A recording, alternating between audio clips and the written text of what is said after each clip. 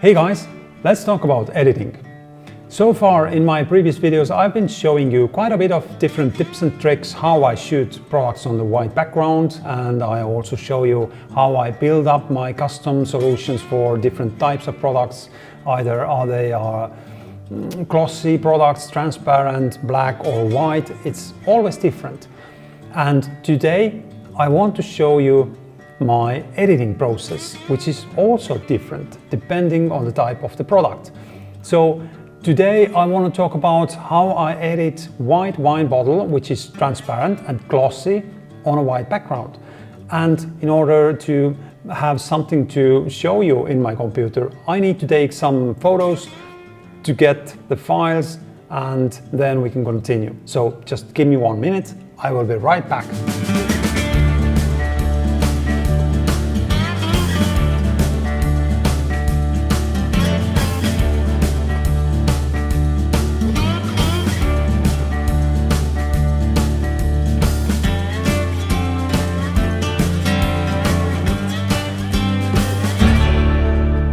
Alright, we are back at the computer. We have our files that we need for editing, and in here it's really straightforward because I just took 2 shots that I need to finalize this image.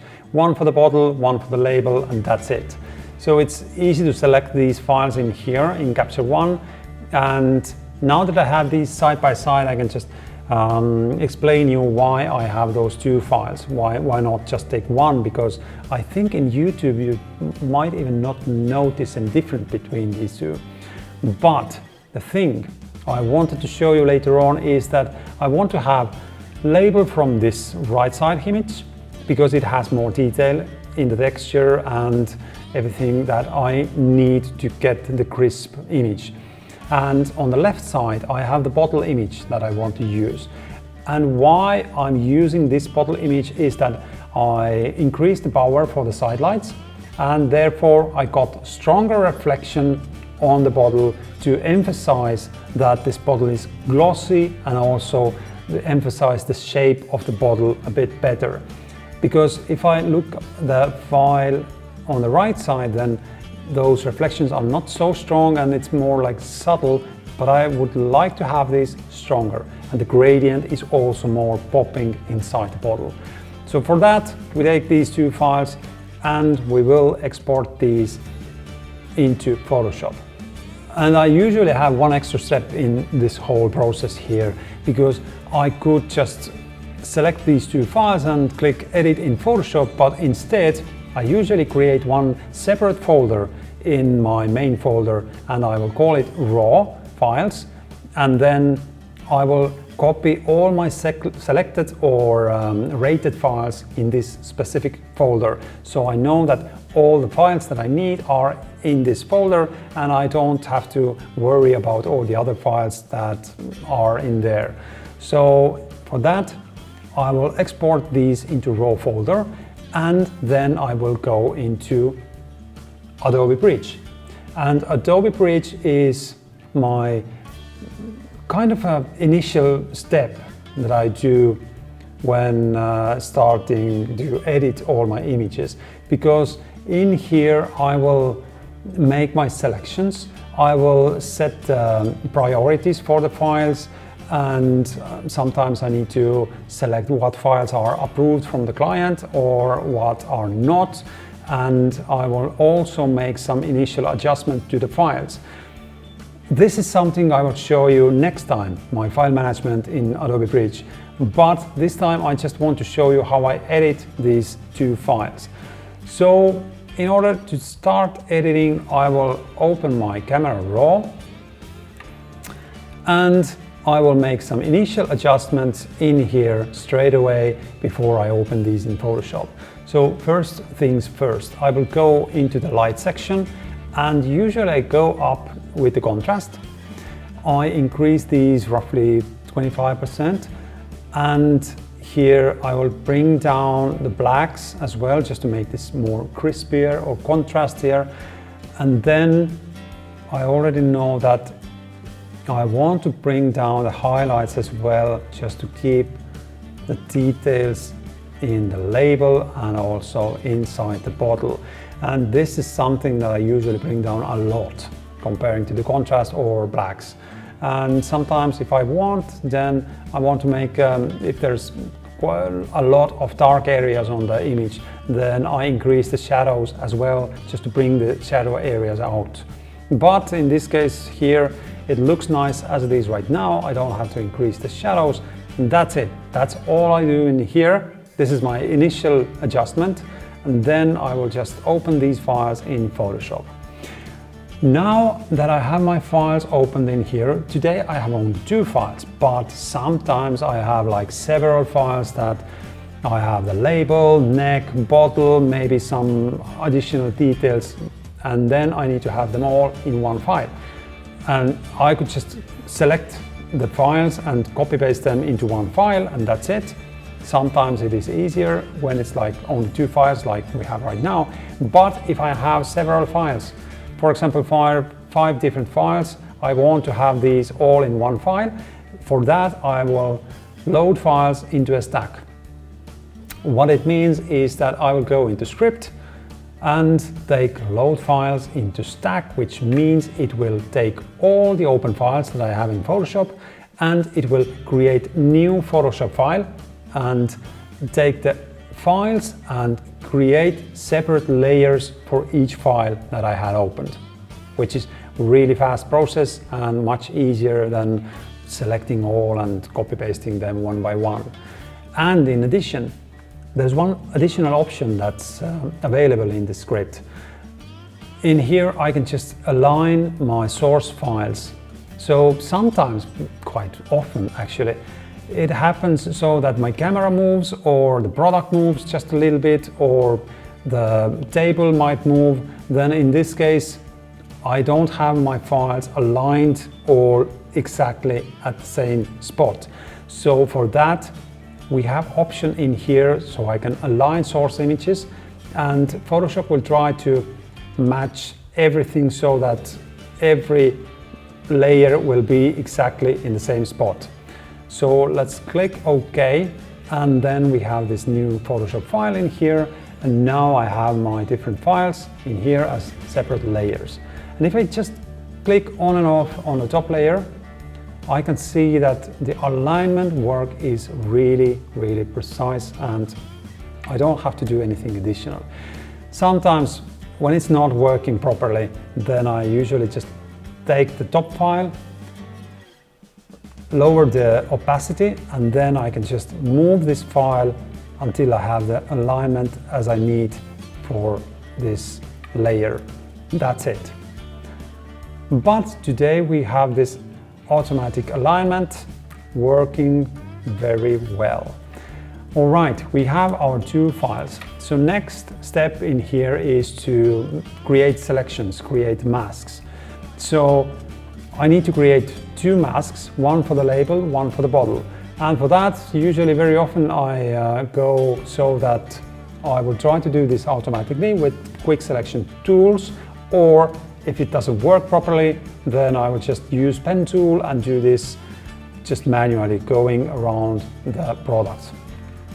But in here, let's see, this is my brighter, this is my bottle image. I will just quickly name the layers as well, so I would know which one is which. I have here bottle and the label, and usually the main file, main layer, as I can call that way, I will keep this in bottom and label on top of that, because naturally it is what it is, that bottle is underneath and the label will go on top of that. So I just have to have quick cut out for the label, and for that I will use object selection tool, and I will just draw really rough cut out around the label, and I get beautiful selection as it is. Okay, I see some little error in here in the bottom, but this is something that I can fix easily with just one click without really cutting everything out manually one by one with the pen tool. So in here I will open quick selection tool and remove that part, and that's it. That's all I need for the label. Let's create a mask. And as you can see, I have my label placed correctly in here. The next one, bottle. Let's create a mask for that as well. So here we do the same thing, object selection tool, and we just draw a rough line and get the selection, which is actually really good because it's going nicely exactly on the edge. Well, we do have some minor issues here. That's not a problem. We can just again take the quick selection tool and add these selections in.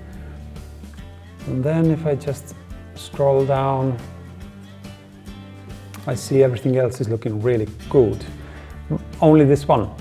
I can remove that one as well and add in this part and create a mask. That's it. This is my main composition now. I have my label placed, bottle is properly cut out and masks are applied. Now the next step would be to add pure white background, and for that I will just go and create another layer, which is solid color layer, and select pure white and just drag that into the bottom. Now this is kind of a ready image almost. But for my images I will very often go and do a proper dust and defect removal, and I will sometimes remove some additional defects that I see. For example, in here I see on the bottle we have some spots on the neck, quite a bit of dust in here on the bottle itself that needs to be removed. I see some reflections here and some darker areas on the side of the bottle that I also want to fix. And then we have the label, we can fix that as well. And also I see some artifacts in the bottom of the bottle. These needs to be removed because for my clients they want to always have this crisp and shiny product image and they don't want to have any dust visible, which means it will take time. It is a bit annoying, but we need to get it done. So in order to clean this one, I usually go and take the remove tool, and then I will have the option that I can select or make a selection for each area that I want to remove, and then just click apply, and then I will get rid of every defect that I just selected. I could do this one by one as well, just to remove every defect after each stroke, but it will take time usually.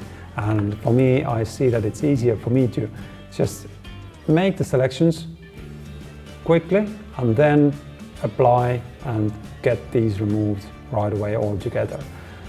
It will take time now, and I just need to remove every little dust or defect or scratch from this bottle. And after I finish, it will look much better. So I think I will just quickly fast forward this part and we'll come back once I have finished the dust removal. And then I will show you how I remove other artifacts or defects on the bottle.